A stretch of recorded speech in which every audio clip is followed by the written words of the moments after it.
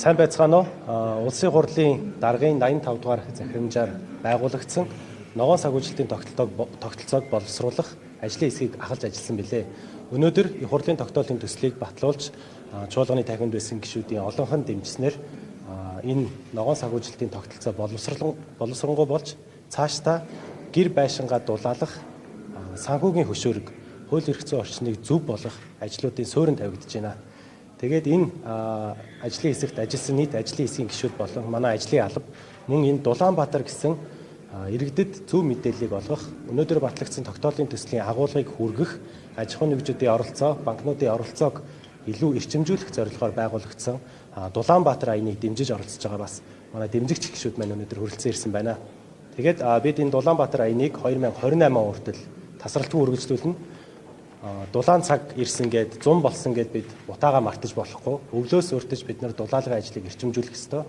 Агаарын бохирдлыг бол дулаалгаар л шийдэх боломжтой. Өнөөдрийг хүртэл бол бид нар төлш буюу шатдаг материал дээр татаас олгож төрийн бодлогоор дэмжиж ирсэн бол үүнээс цааш төрийн бодлого бол дулаалга буюу хэмнэлтийг дэмжих ийм бодлого руу чиглэхээр том өөрчлөлтийг хийж байгаа гэдгээр онцлог болж байна. Ингээд өнөөдрийн Дулаанбаатар аяныг дэмжиж хүрэлцэн ирсэн хэвлэлийн та бүхэндээ маш их баярлалаа. Тэгээд энэ талаар аяны мэдээллийг бас та бүхэнд түгээж өгөхийг хүсэж байна. Дулаанбаатар пэйж Facebook дээр байгаа, мөн Instagram дээр байгаа. Хэрхэн байшин гэрээ зөв дулаалах уу? Ямар санхүүгийн болон хууль эрх зүйн зохицуултууд бэлэн болсон байгаа, ямар боломж нээгдэж байгаа вэ гэдгийг тогтмол мэдээлж явах учраас үүнийг цааш нь түгээж Дулаанбаатар аянд нэгдэж Дулаанбаатар болохыг нийт одоо цэнгэр дэлгэц үзэж байгаа үзэгч та бүхнээсээ хүсэн уриалж байна. Баярлалаа.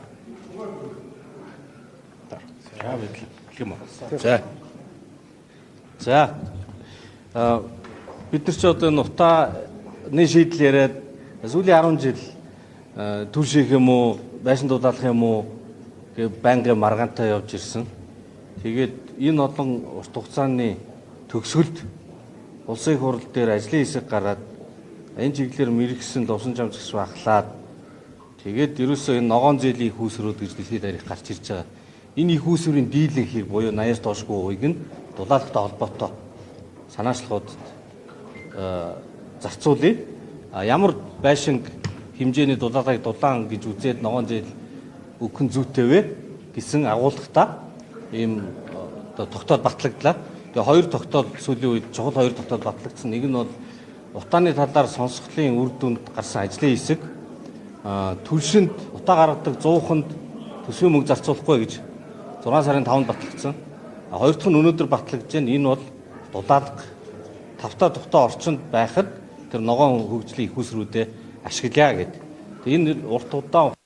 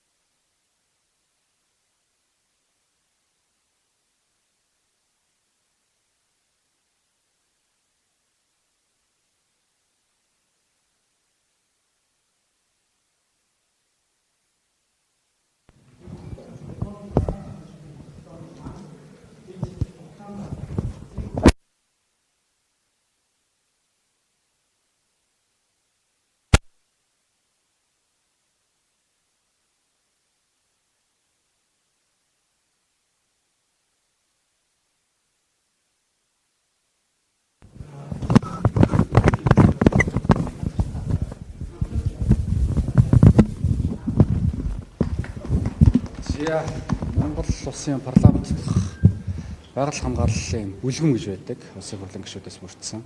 За бид дараагаар ажилладаг.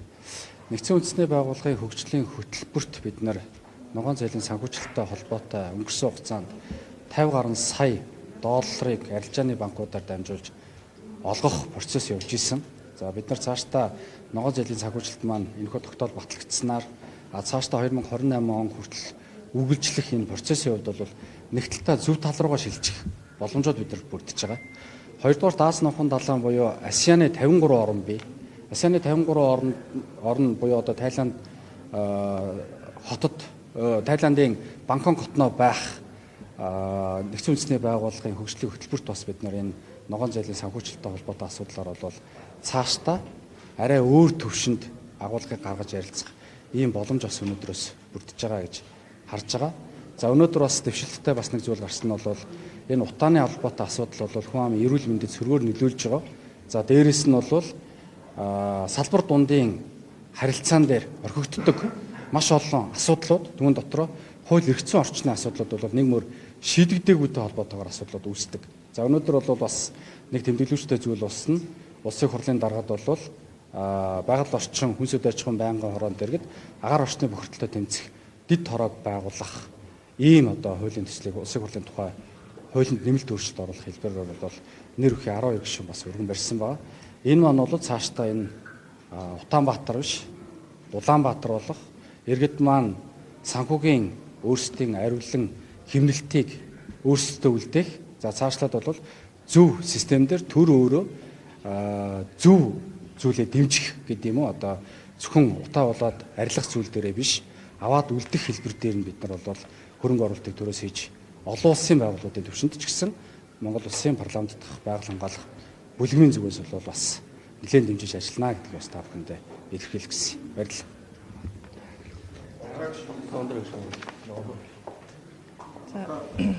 Та бүхэнд энэ өдрийн минь төргий. Ер нь гал түлэхгүй бол утаа гарахгүй. Гал түлэх хэрэгцээг юу бууруулах вэ гэхээр дулаалга бууруулна. Тэгэхээр утаа буурах хамгийн найдвартай арга нь бол сайн дулаалгах явдал гэдэг нь маш ойлгомжтой энгийн логик. Тэгэхээр өнөөдрийн энэ тогтоол бол маш чухал ач холбогдолтой. Улаанбаатар аян бүгдээрээ тал бүрээсээ нэгдэж Улаанбаатар хотод агаарын бохирдлыг бууруулж хүүхдүүдийнхээ эрүүл мэндийг хамгаалж утаагүй илүү тав тухтай хотод амьдрах бас аймаг нийслэлийн төвүүдийн нийслэлийн бусад дүүрэг аймгийн төвүүд суурин газруудын талаар гишүүд хэлж байна. Монгол улсын хувьд бол бас анх удаага 2025 оны 3 сарын 1-ээс хэрэгжиж байгаа ногоон барилгын үндэсний үнэлгээний системтэй болсон энэ үндэсний үнэлгээний систем маань ямар барилгыг ногоон гэх вэ? Ногоон барилга бүрэн барилгаас юугаараа ялгаатай вэ гэдгийг ингээд тодорхой болгож өгч байгаа. Тэгэхээр энэ аяны хүрээнд энэ өнөөдрийн тогтоол дотор бол бас энэ хэрэгжилтийн асуудал туссан байгааг дуулгахад таатай байна. Баярлалаа.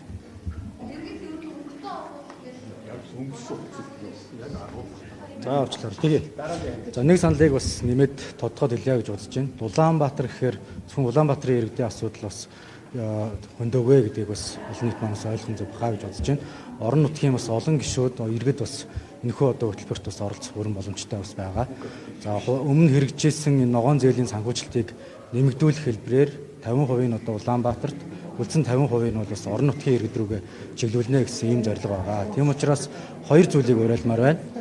За сумын аймгийн засаг дарга удирдлагууд маань, за нийслэлийн болон дүүргийн удирдлагууд маань орон нутгийн төсвөөр хэрэгжиж байгаа энэхүү дулаалгын одоо хөтөлбөрүүд дээр өргөжлүүлэн нэлээд идэвхжүүлж ажиллахыг одоо бас уриалмаар байна. Хоёрт нь одоо бас иргэд олон нийт маань энэхүү хөтөлбөрт бас өөрсдөө нэгдэж за одоо дулаалгаа хийх энэ одоо хөтөлбөрийг бас одоо зохион байгуулалтанд нэгдэн оролцохыг бас одоо уриалмаар байна. Сүүлийн үед бол одоо их хурл энэ одоо засгийн газрын түвшинд дандаа сөрөг бойкот хийсэн, эсэргүүцсэн ийм одоо бас хувц сунар байдаг юм уриал озон барьсан акцууд бол хийгддэг бол энэ удаад бас ийм эерэг агуулгыг нийгэм түгээсэн хамтдаа асуудлаа эрэмблээд тодорхой одоо шийдлийн төлөө иргэдэн төр засаг нь за мөн одоо олон улс болон одоо бусад хувийн хвшлихныг бас уриалсан ийм одоо бас хөтөлбөрийн агуулга явж байгааг бас одоо хэвлэл мэдээллийнхэн олон нийт маань бас илүү түгээн дэлгэрүүлжихийг бас одоо хүсмээр байна. За. За тийм. Би ихлээр нэг талархал хэлэх гэсэн. Энэ ажлыг их хурлын тогтоолын төслийг батлуулахын тулд маш их ажил орсон. Зөвхөн улсын хурлын гишүүд гэлтгүү, ажлын хэсгийн гишүүд гэлтгүү, аж ахуйн нэгжүүд, төрийн бус байгууллагууд маш их тусалцаа үзүүлсэн.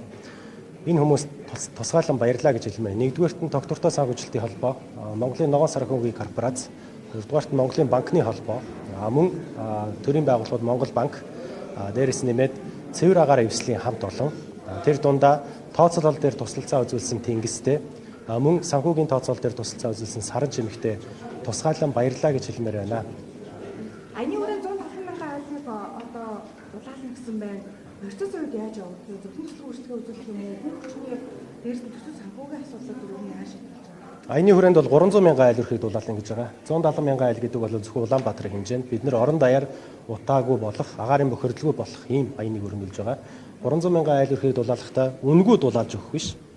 Дулаалах, байшин гэрээ дулаалахад нь зөв арга зүйн зөвлөгөө өгөх мэрэгжлийн байгууллагууд, ялангуяа дулаан шийдэл төслийн хамт олон, People in Need болон UNICEF-ээс хэрэгжүүлсэн чип вакцины хамт олон гэсэн ийм мэрэгжлийн хүмүүстэйгээ хамтраад арга зүйн зөвлөгөө, техникийн зөвлөгөө, дээрс нэмээд ногоон санхүүжилтээр хүүгийн хөнгөлөлт гэсэн ийм хоёр арга барилаар хэрэгжүүлээд явна. Энэ жилийн хувьд бол Улаанбаатар хотод 10 мянган байшин, 10 мянган гэрийг дулаалах. Ирэх жил 15 мянган байшин, 15 мянган гэрийг ингээд 5 мянгаар нэмж явсаар байгаа бид нэр 2032 он гэхэд нийтдээ 300 мянган орчим байшин гэрийг дулаалж дуусгаад 2028 оны түвшинд бол Улаанбаатар хотын агаарын бохирдол 50-аас дээш хувиар буурах, мөн 2032 он гэхэд 80 хүртэлх хувиар буурах боломж нь бүртгэж байгаа.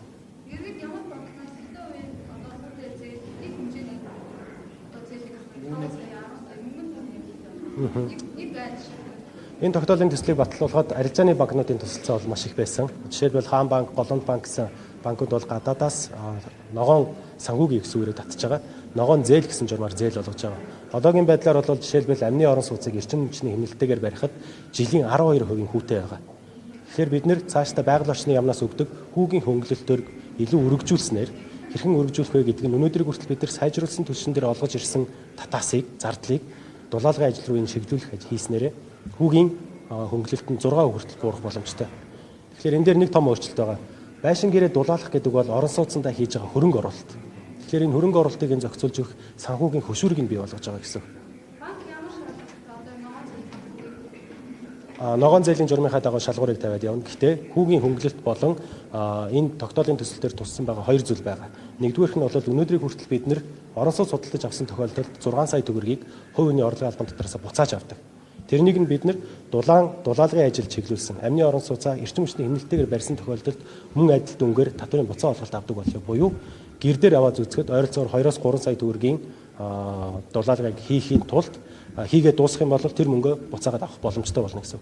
Байшинг бол ойролцоогоор 7 саяас 18-9 сая төгрөгөөр дулаалах боломжтой. Үүнийхээ тодорхой үеийг нь мөн татварын буцаа олголтоор буцаагаас авах боломжтой гэсэн. Тухайн иргэний төлсөн татвараас нь буцааж олгоно гэсэн. Тэ.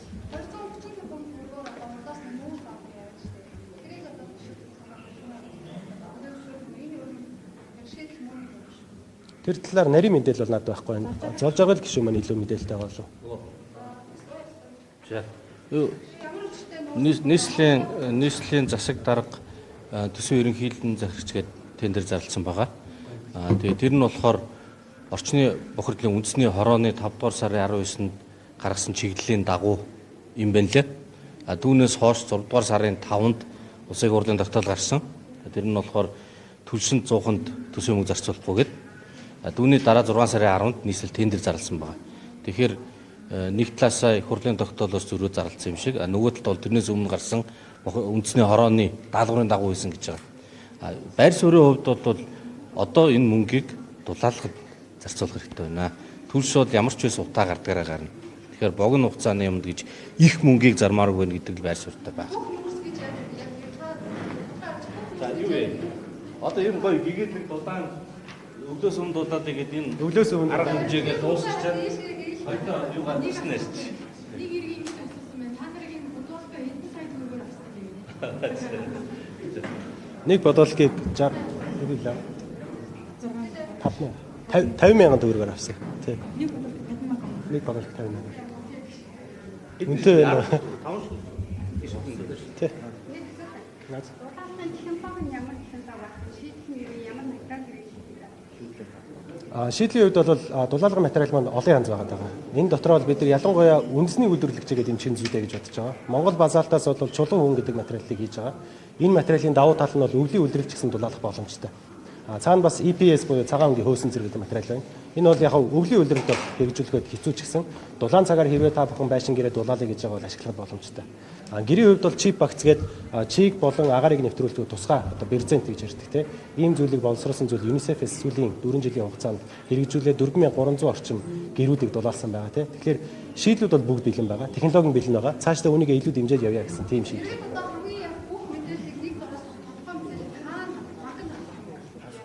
Баярлалаа. Зөв асуулт байна тий. Нэгдүгээрт бид нэр энэ Дулаанбаатар аяны хүрээнд сая хэлсэн Facebook пэйж, Instagram пэйжээр мэдээллүүдийг түгэнэ. Хоёрдугаарт бид нар яг энэ дулаалгын ажил, энэ тогтоолын төсөл юу хийх гээд байгаа, ямар бололцоог бий болгоод байгаа гэдгийг банкны зээлийн эдийн засагч нартай мэдээлэл өгөх сургалтуудыг зохион байгуулна. Тэгэхээр та бүхэн хэрвээ энэ сургалтууд маань жигдрээд явах юм бол аливаа ногоон зээл олгодог арилжааны банкн дээр очиод байшин гэрээ дулаалгах зээлийн талаар мэдээлэл авах бүрэн боломжтой болно.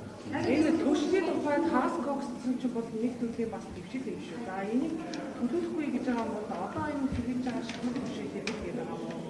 Орон нутгийн юу төлөвлөж байгаа яг төлөв зүйлээр шийдэл хангалттай. Тийм. Цаашдаа төлөх зүйлийг төрөөс дэмжихгүй гэдэг тийм баян. Цаашдаа бол дулаалгыг л төрөөс дэмжинэ. Тэгэхээр та бүхэн халаагаараа халаалтын технологио ямар түл ширхлэхээ иргэд оршин суугчид өөрсдөө сонгосон оновчтой гэсэн тийм зүйл. Одоо ногоон зээл бол олгогдож байгаа. Цаашдаа энэ хэмжээг нь ихс болгоё. Хөнгөлөлтийг илүү өргөжүүлэх гэсэн тийм зохицуултыг тусгаж авах гэсэн.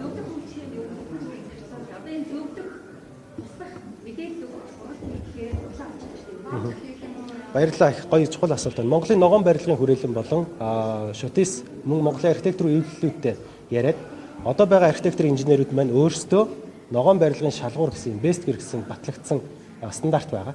Энэ та бүх маань сургалтандаа хамрагдаач гэдэг одоогийн байдлаар энэ хаврын сургалтанд 56 архитектор инженерүүд хамрагдаад өчигдрийн байдлаар 16 нь бол тэнцсэн гэж байсан. Тэгэхээр цаашдаа бид нэр архитектор инженер хүмүүс, барилгын бригадын талбай инженер хүмүүс бүгдээрээ энэ ногоон барилгын стандарт гэдэг зүйлийн сургалтанд нь суугаад өөрөө анханасаа 6 төлөвлөлтөө өөрөө барихтаа тэр хяналтаа тавиад явчих боломж нь бүрдэх ёстой гэж байна. Тэгэхээр энэ зөвхөн иргэд оршин суугчдаас гадна архитектор инженерүүдийн оролцоо маш чухал байна. За баярлалаа.